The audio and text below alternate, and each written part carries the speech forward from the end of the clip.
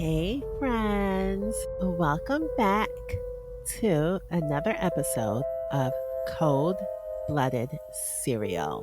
I am your host and true crime bestie, Tika. Where we last left off, Stella Nickell had just been arrested by the two FBI agents that has been working her case. And the trial date was set for February 16th, 1988. Let's get into it. Prior to the trial, Stella's boyfriend, Fred, went to go visit her in jail. And of course, she's venting to him and she's like, hey, the reason that Cindy is doing this is because she owes me money and she didn't want to pay me. Don't you think that's a bit drastic to have you arrested for murder, which is a life sentence, because she doesn't want to pay you the couple $1,000s that she owes you? Like, you don't think that's a bit extreme? So she continues. She tells her boyfriend, she's like, I have it written down somewhere, Fred, and I need your help. Go back to the house, go to my car, and inside you're going to see a briefcase. And in that briefcase, there are 3 ledgers. In the back of one of those ledgers are entries outlining my daughter's debts. Go through them and look for those entries. She owes me about $2,300 to $2,400. Oh, and while you're searching, there's a board in the back of my truck. I want you to burn it. Will you do that for me, Fred? My love bug, my honey bun. You need to help me out. And, don't think about this as being sketchy or anything, You're just burning a board for me, and that's all. There's no evidence on it, nothing to incriminate me. I just need you to, do me this little favor. So, Fred doesn't say yes, but he does inquire as to what the board was. Because, it's like when I hear board, I immediately just think a piece of wood. So it's like, what kind of board do you have that you need me to burn? Her answer is, you'll know it when you see it, Fred. It's in a thin box. Fred goes back home and pours himself a drink because, like, what kind of conversation is that, right? Like, you need to take some stress off your shoulders. So so that afternoon he goes and pours himself a drink and sits at her kitchen table. And in front of him were the 3 ledgers, along with a Ouija board. The first 2 ledgers showed no entries for anything concerning Cindy, nor any money that she owed her mother. The 3rd ledger shocked him. He said that 3/4 into it, he found questions and statements relating to the Ouija board. He tells the author, I remember reading it. They were up in the woods and stuff like that. She wanted to know basically when Bruce was going to die. If he would die by Christmas, 4th of July, and her new boyfriend, the Indian guy. She wanted to know if he would leave his wife when Bruce died and come to her and shit like that. There was about a dozen such handwritten pages. Every 3rd or 4th question related to Mac. Mac is Native American, and because she is like a quarter Native American, she's like, hey, me and Mac actually belongs together and not me and Bruce, okay? She has been trying to get with Mac for the longest time. Mac is also Bruce's best friend.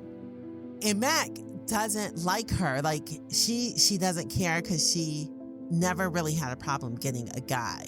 But Mac is the one guy who's like, no, I'm not into you. He probably had his like red flags going off like, this bitch is crazy. But I don't know. So once again, even with this 3rd ledger, Fred couldn't find anything regarding Cindy owing Stella or Bruce any money. Fred goes back and he tells her, he's like, I found what you wanted me to find, but I didn't see anything regarding Cindy owing you a dime. But I did find all this weird shit about the Ouija board and the questions that you were asking and, questions about Mac. Stella is like, I don't know what you're talking about, but Cindy does owe me money and I really need you to burn that Ouija board. So Fred later claimed that he broke the Ouija board into pieces, doused it with gasoline along with the ledger, and burned both in the barrel behind the Nickell's home. He says, right after I did this, I was sorry I did it. As I watched it burned, I thought I should have kept it. I don't know why. Yeah, you should have. You have that feeling because in your heart now, you know that she's guilty. And that was some evidence that you burned. Although the trial was set for February 16th, 1988, it actually didn't start until April 20th, 1988. And Assistant U.S. Attorney Joanne Maida spoke with an impressive deliberateness, a preciseness that jurors would grow to accept as her trademark delivery. She recounted the case against Stella Nickell as a woman who wanted more than life, more than her marriage could provide. And she described a chilling scenario involving tampering with consumer products and an insurance payoff that depended on someone discovering the tampering. Friends, Sue Snow was that someone. Sue Snow was the innocent stranger who had to die in order to give Stella Nickell a reason to call attention to the circumstances of her husband's death. To Stella, Sue was collateral damage. Yeah, like that's heartless.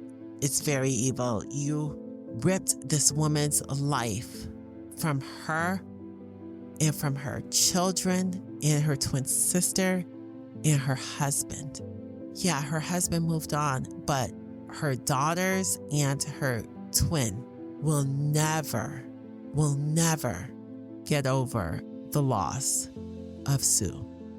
But your selfishness, you don't care as long as you got what you wanted. So, Assistant U.S. Attorney Joanne Maida says there was plenty of evidence to incriminate the defendant. Insurance policies, inconsistent statements, and out-and-out lies.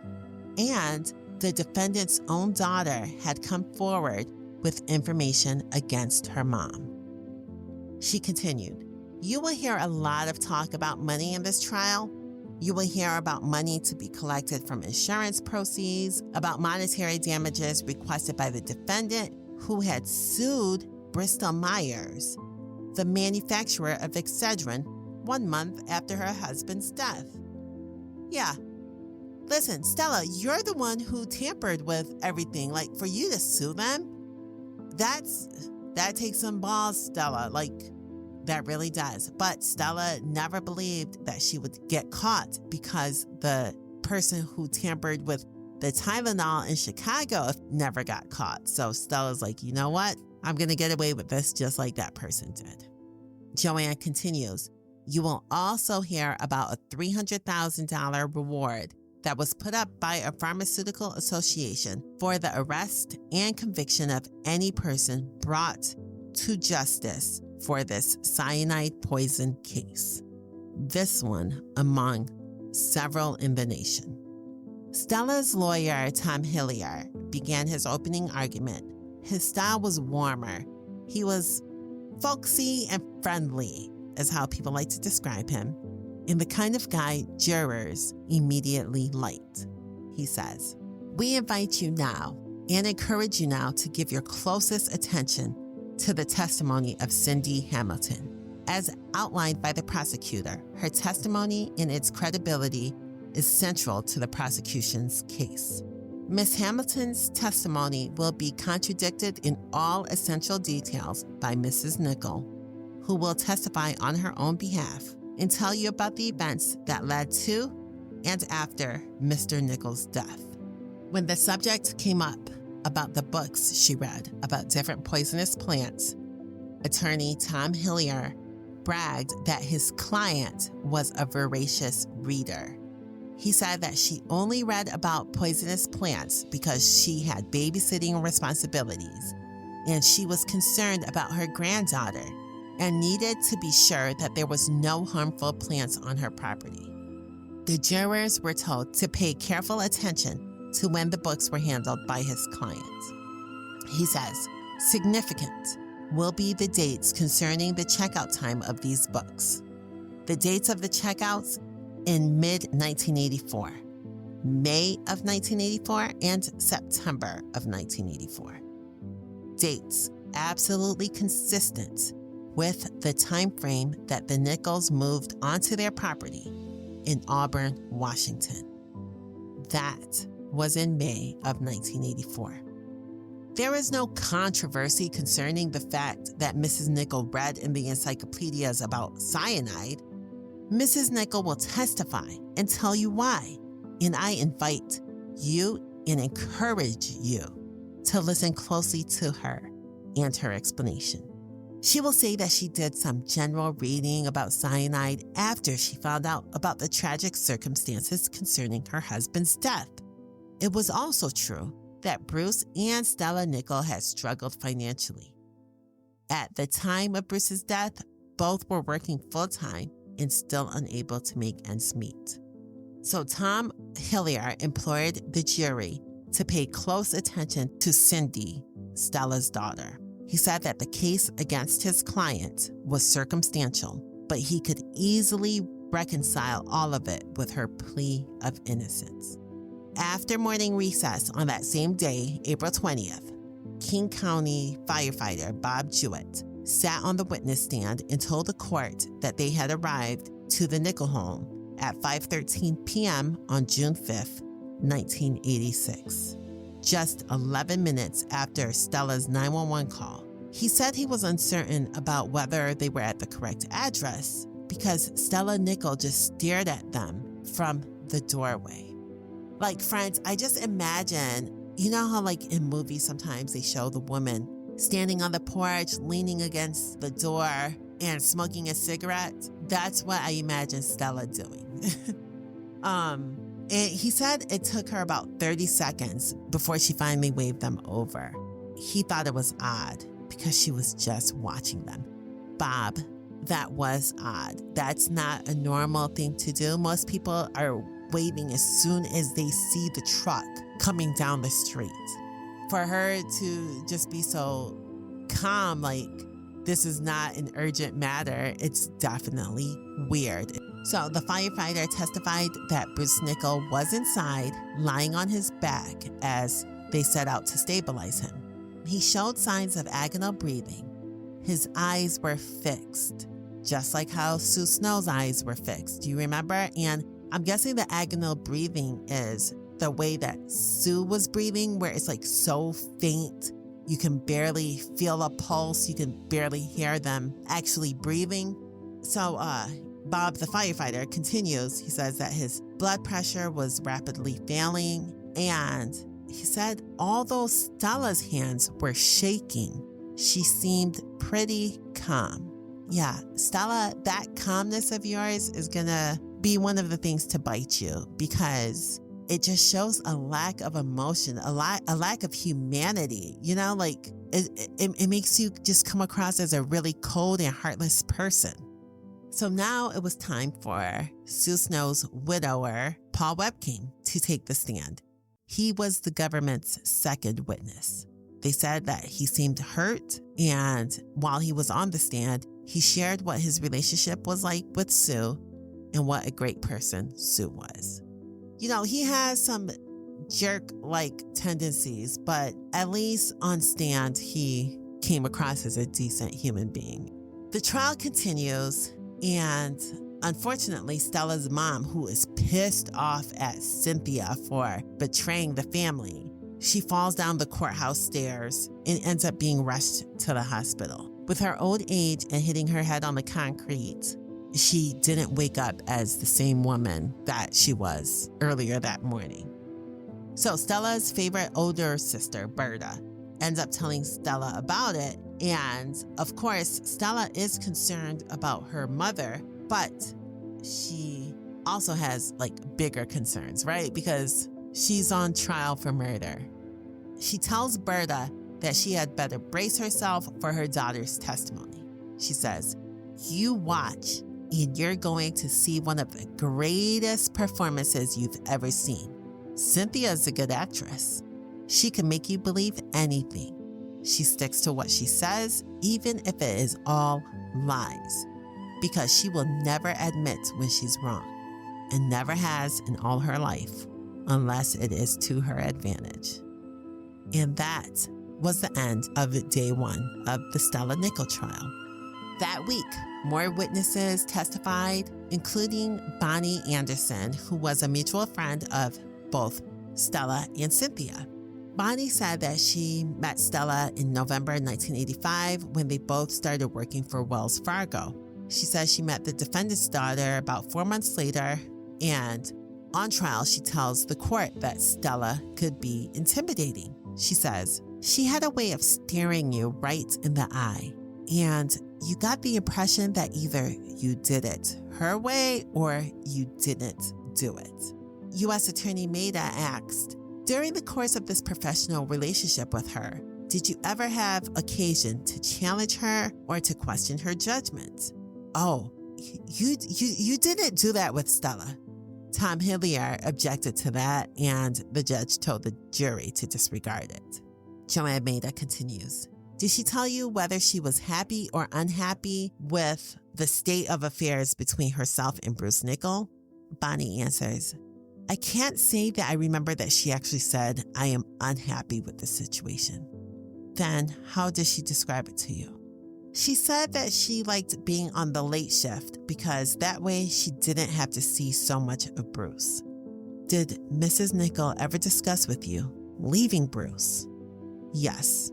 "Would you tell us what she said about that?" "Well, we were talking about this plan that some of the employees there had of opening a security system in Mexico. And evidently, Stella had been asked to go, and I asked her what Bruce thought about it. And she said, 'Well, I haven't told him.' I asked her if she was going to, and she said, 'No, I don't care. I'm just leaving.'" And to the best of Bonnie's recollection, this conversation occurred sometimes between January and March, months before Bruce's death. Bonnie was then asked to recall the night that Stella made Cindy aware of Bruce's death. Bonnie said that Stella showed up to their apartment unannounced and said, "Your dad's gone." What? Like, what do you mean he's gone? Like, he just packed up and left? That's how you tell your daughter that her stepdad is gone? That's how you tell your daughter that her stepdad is gone? Like, that he has passed away or was murdered, poisoned? You just said that he's gone, like he just, moved to a different city or a different state. That's odd, Stella. So Bonnie continues. She says, "She looked Cindy straight in the eye and said, 'I know what you're thinking,' and the answer is no." Bonnie said that the mother-daughter pair stared at each other for about 10 seconds before pouring themselves a drink. She said moments later, Cindy became upset and hysterical. All the while, Stella remained composed. All right, so now we're going to fast forward a couple days. The trial continues like all week, and numerous witnesses testified. But on April 25th, which is day 5 of the trial, Jack Cusack goes to pick up the government's star witness for her day in court, Cynthia Hamilton.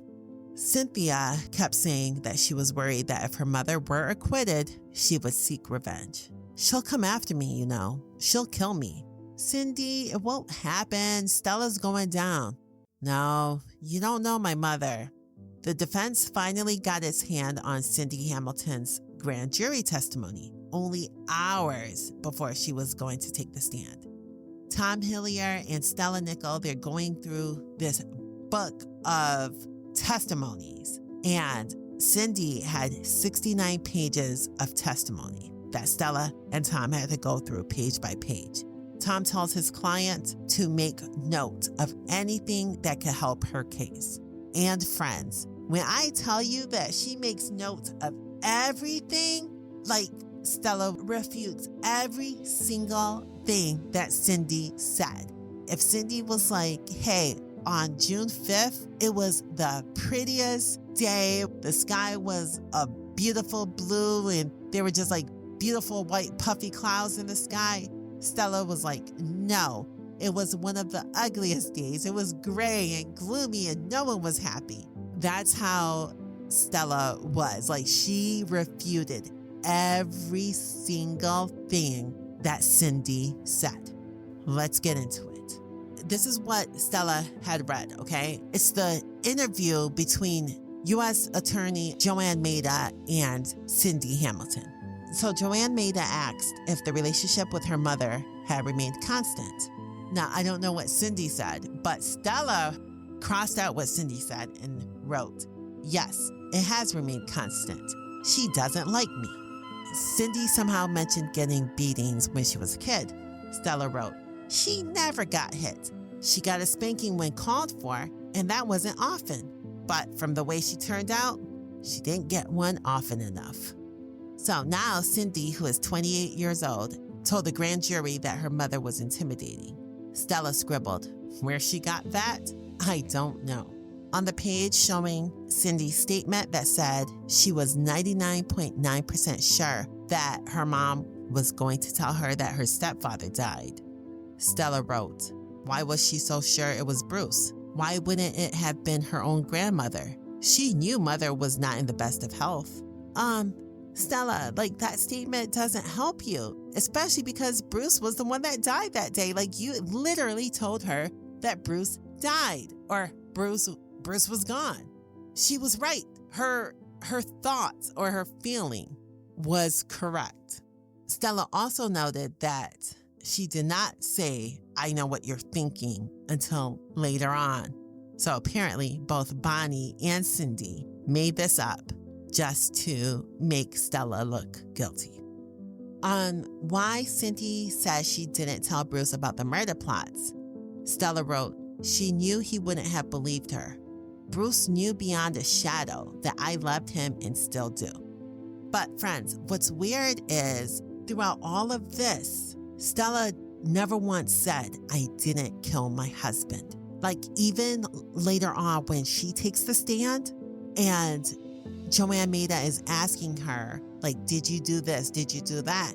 All Stella does is say no. She never once says, "I didn't kill my husband."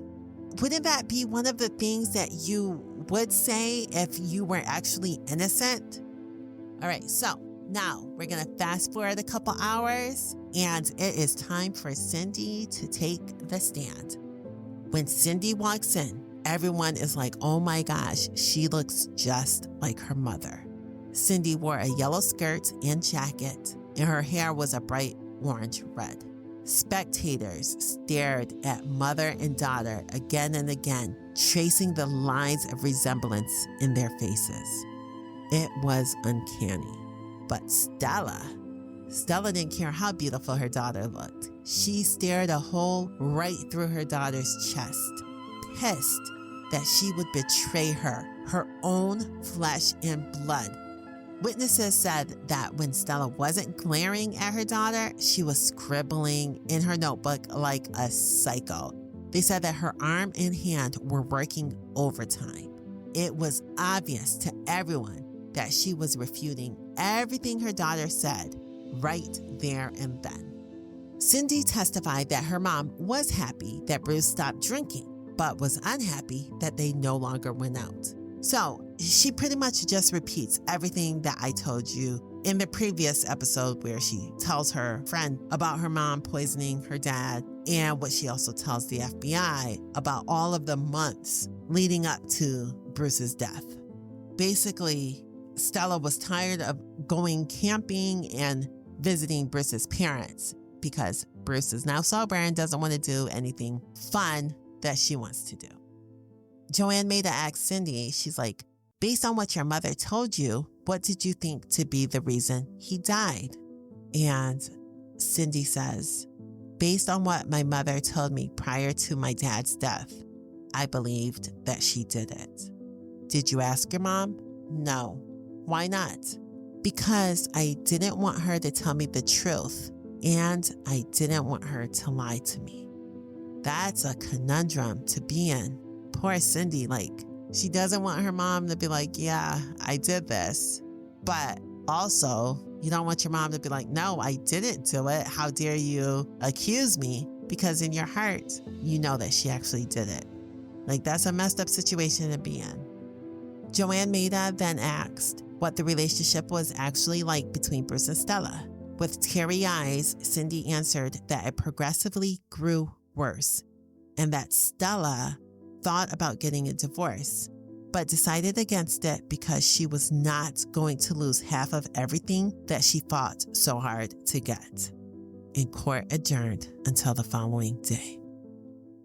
All right, friends, this is where I leave you. I hope you enjoyed this episode. And thank you again for listening to another episode. I appreciate all of your love and support.